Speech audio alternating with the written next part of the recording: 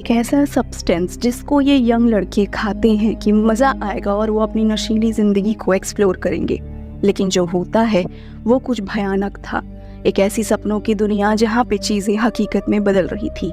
तो क्या थी ये सब्सटेंस जो इन्होंने खाई थी और क्या इससे वो बच पाएंगे, ये जानेंगे हम आज की शॉर्ट हॉरर फिल्म में। तो कहानी शुरू होती है रमेश से, जो अपने लैपटॉप में कुछ वेबसाइट्स में कुछ अजीब चीज़ें खोज रहा था। ऐसी अजीब चीज़ें जो रियल वेबसाइट जैसे कि रिनाउंड वेबसाइट्स में नहीं मिलती है, क्योंकि ये नशीले पदार्थ हैं और इन्हें बेचना कानूनन जुर्म है। पर हाँ, आज के ज़माने में कुछ भी खोजना मुश्किल नहीं है। तो वो ऐसी डार्क वेबसाइट्स में पहुंच गया था जो ना वारंटी दे रही थी ना गारंटी दे रही थी, लेकिन मज़ा अनलिमिटेड देती थी। ऐसी वेबसाइट की तलाश में वो पहुंच जाता है ब्लैक शुगर की ऑफिशियल वेबसाइट में, जहाँ पे ब्लैक शुगर नाम का सब्सटेंस था। रिव्यूज़ को पढ़ने के बाद में रमेश का माथा ठनका और 15 साल की जवानी के जोश में, जब ना दिमाग ठिकाने रहता है और ना हथियार ठिकाने रहता है, उसे लगने लगा कि ये चीज़ लेनी ही चाहिए।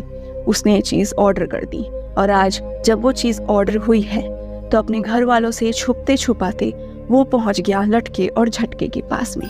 लटका झटका कपल थे और इनका प्लान था कि आज इस काले शुगर को लेकर वो अपने मदहोशी की दुनिया में छाएंगे। अब जब रमेश अपने सब्सटेंस को लेकर लटका और झटका के पास जा रहा था तो उसे रास्ते में पड़ोस का शर्मा जी का बेटा मिल गया। शर्मा जी का बेटा वही लड़का है जिससे रमेश की हर समय तुलना होती है कि वो पढ़ाई में अच्छा नहीं है, वो कैसे शर्मा जी के बेटे से कम नंबर लाता है। लेकिन मानना पड़ेगा, शर्मा जी का बेटा डिसेंट है। वो रमेश के पीछे ही पड़ गया, पूछने लगा कि भाई कहाँ जा रहा है, मुझे भी साथ ले ले। लेकिन रमेश को पता था कि वो जो करने वाला है, अगर वो चीज़ शर्मा जी का बेटा जाकर घर में बता दिया तो कुटाई अलग होगी और घर से जाना बंद हो जाएगा। तो वो शर्मा जी के बेटे से जी जान से कोशिश करने लगा अपना पीछा छुड़ाने का।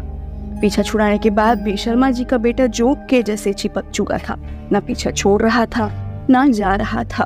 अब क्या कर सकते हैं। तो फाइनली रमेश उसे कह देता है कि देख भाई, आज हम ऐसा काम करने जा रहे हैं जो मर्दों का काम है। अब लड़का चाहे छोटा हो या बड़ा हो, होशियार हो चाहे गधा हो, बात अगर मर्दानी की आ रही है तो भाई अब दुनिया जाए भाड़ में, हमको पहले प्रूफ करना है कि हम भी मर्द हैं। शर्मा जी का बेटा भी सांस लटक गया और कहने लगा कि मैं भी करूँगा, जो भी तुम लोग कर रहे हो मैं भी करूँगा। अब इस तरीके से शर्मा जी का बेटा कहाँ बाज आने वाला था। रमेश उसे भी लेके लटका और झटका के ठिकाने में पहुँच गया। लटका झटका पहले से ही माल फूकते हुए नशे में पड़े हुए थे। लटका और झटका को देख के लग रहा था कि ये भी निब्बा निब्बी वाला प्यार है, जहाँ सही गलत किसी को फर्क नहीं पड़ता कि क्या है, बस ये है कि मेरा बाबू सबसे सोना है। अब यहाँ पे लटका झटका रमेश से सबसे पहले पूछते हैं कि क्या वो ब्लैक शुगर लेकर आया है। रमेश तुरंत डिलीवरी पैक को दिखाने लगता है कि कैसे ब्लैक शुगर उसके पास आ चुका है। जब उसको खोला जाता है तो उसमें छोटे छोटे रंग बिरंगे केक जैसी चीजें थी जो देखने में काफी डिलीशियस लग रही थी। लेकिन शर्मा जी का बेटा यही देखकर डर जाता है कि अरे ये लोग तो आज कुछ खाने वाले हैं। और क्या खाने वाले हैं, क्योंकि शर्मा जी का बेटा होशियार था तो समझ चुका था। तो शर्मा जी का बेटा डिसाइड करता है कि बेटा तुम लोग खाओ, यहाँ पे अगर कुछ गड़बड़ हुई तो मैं संभालने के लिए रहूंगा। और इस प्रकार से वो रुक जाता है इन लोगों को खाते हुए देखने के लिए। लटका झटका मदहोशी के आलम में मस्त थे। यहाँ पे रमेश केयरफुली एक कुकी को निकालता है और खा के देखता है। स्वाद में काफी मीठी थी, ऐसा लग रहा था जैसे एक झन्नाटेदार दुनिया उसके मुंह में खेल रही है। और उस कुकी के बीच में काला काला पदार्थ था, शायद यही था ब्लैक शुगर।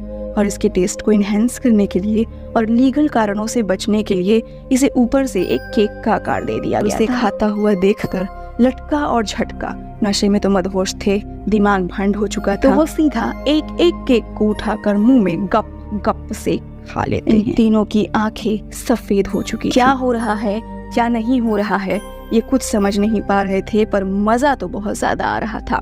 इधर शर्मा सर का बेटा इन्हें बाहर से झुकते हुए देखकर अलग से घबरा रहा था। पढ़ने लिखने वाले बच्चे के ये बिगड़ैल दोस्त एक सब्सटेंस को खाकर आंखों को सफेद करके मूर्ति जैसे इसके सामने खड़े हुए हैं। उसे तो कुछ समझ नहीं आ रहा था, पर मानना पड़ेगा दोस्त तो दोस्त होता है। यहाँ पे इन लड़कों के साथ क्या हो रहा था वो तो और चौंका देने वाला था। रमेश ने तो आधा टुकड़ा खाया था। आधा टुकड़ा खाते ही वो मानो एक अजीब सी दुनिया में चला गया था, एक काली अंधेरी दुनिया जहाँ पर सिर्फ धुआं ही धुआं था। उसे कुछ समझ नहीं आ रहा था कि ये क्या हो रहा है, क्या नहीं हो रहा है। अचानक से उसे एक साया सा महसूस होता है, कुछ ऐसा जैसे उसके पीछे से रेंग के गया था।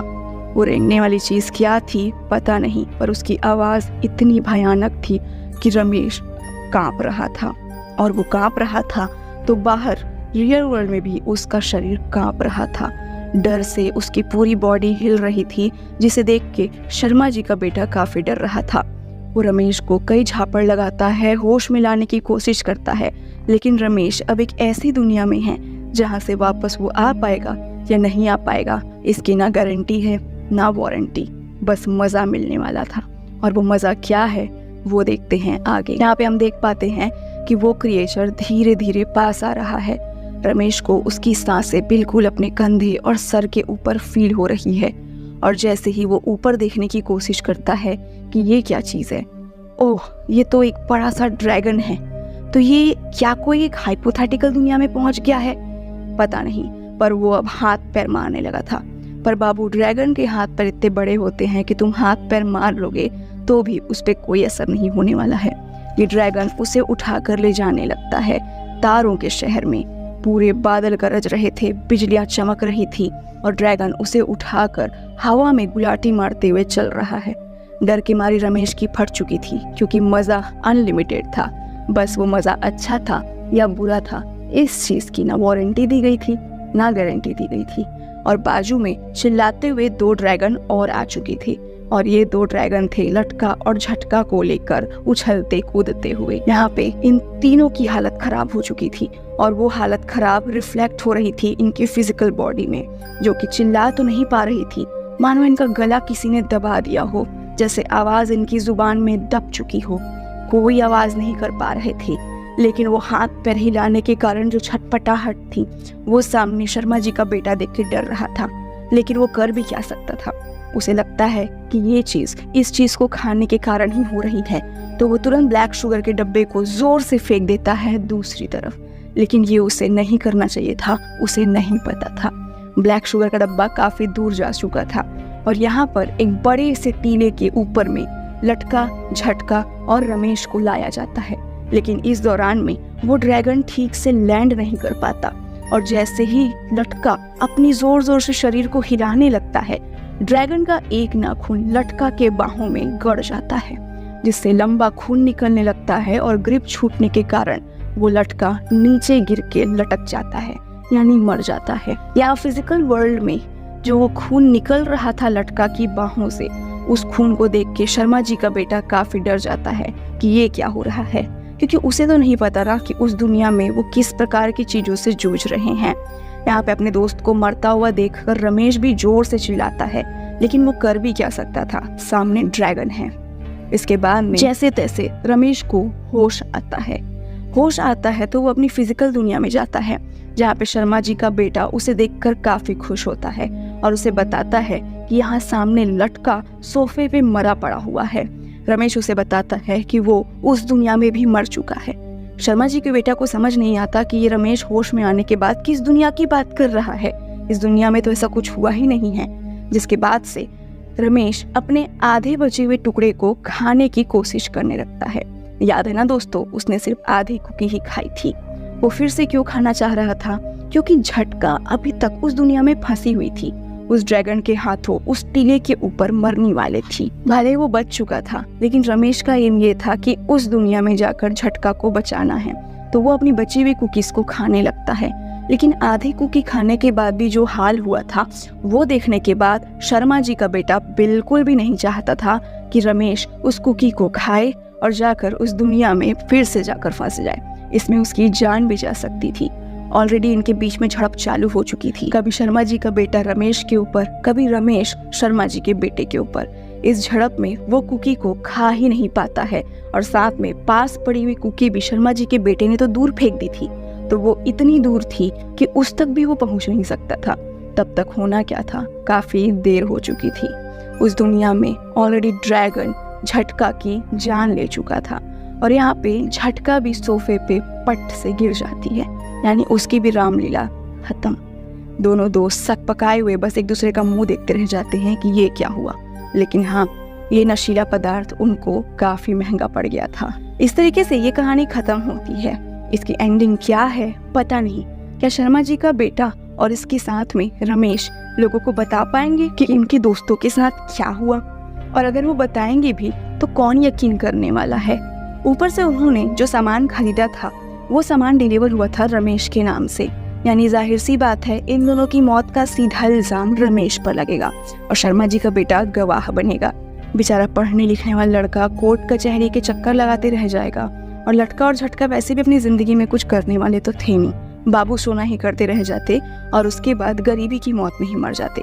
इट डजंट मीन कि उनका ऐसा मरना सार्थक था, बिल्कुल नहीं। बट एक अननोन चीज जिसकी वारंटी गारंटी नहीं थी उस चीज को लेके मरे, ये बात गलत थी। जाहिर सी बात है ये एक तरीके की साइकोलॉजिकल हॉरर है जिसमें आपको बताया गया है कि कोई भी नशीला पदार्थ इसी प्रकार का होता है। अगर आप उसको लोगे आप अपनी दुनिया में मस्त हो जाओगे, लेकिन धीरे धीरे आपके दिमाग में क्या चल रहा है वो चीज आप पर हावी होते जाएगा। सामने वाला जो आपकी मदद करना भी चाहता है वो समझ ही नहीं पाएगा कि वो आपकी मदद करे कैसे, क्योंकि वो उस दुनिया से बेखबर है। लेकिन धीरे धीरे ये दुनिया आपको निगल लेगी और आप न बाहर के रहोगे ना अंदर के। शुक्र की बात है कि रमेश ने आधा टुकड़ा खाया था, जो इस चीज को सिंबलाइज करता है कि वो नशे में सिर्फ आधा चूर हुआ था। उसके पास वापस आने का रास्ता था, लेकिन लटका और झटका ने पूरा लिया था, जो इस चीज को इंडिकेट करता है कि वो नशे में पूरी तरीके से चूर चुके थे। और ये कहानी के स्टार्ट में हमको दिखाया भी गया था कि वो ऑलरेडी पहले से ही नशा कर रहे थे और उसके ऊपर उन्होंने दूसरे प्रकार का पदार्थ भी खा लिया। इसी के साथ में जब वो दोनों अपनी जिंदगी में जूझ रहे थे, यानी उन ड्रैगन की दुनिया में लड़ रहे थे, तो रमेश भले ही वापस आ गया था, लेकिन उसे वही लग रहा था कि मेरे दोस्त फंसे हुए हैं, मुझे उन्हें निकालना है। और ये रियल लाइफ में भी होता है। एक इंसान अगर नशे की आदत से बाहर निकल जाए तो अपने दोस्तों को देखकर वो फिर से करना शुरू कर देता है।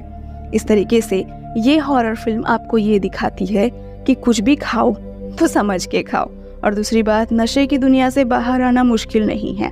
मुझे ये कहानी काफ़ी ज़्यादा पसंद आई, बट इससे भी ज़्यादा हॉरर कहानी मेरे पास और है।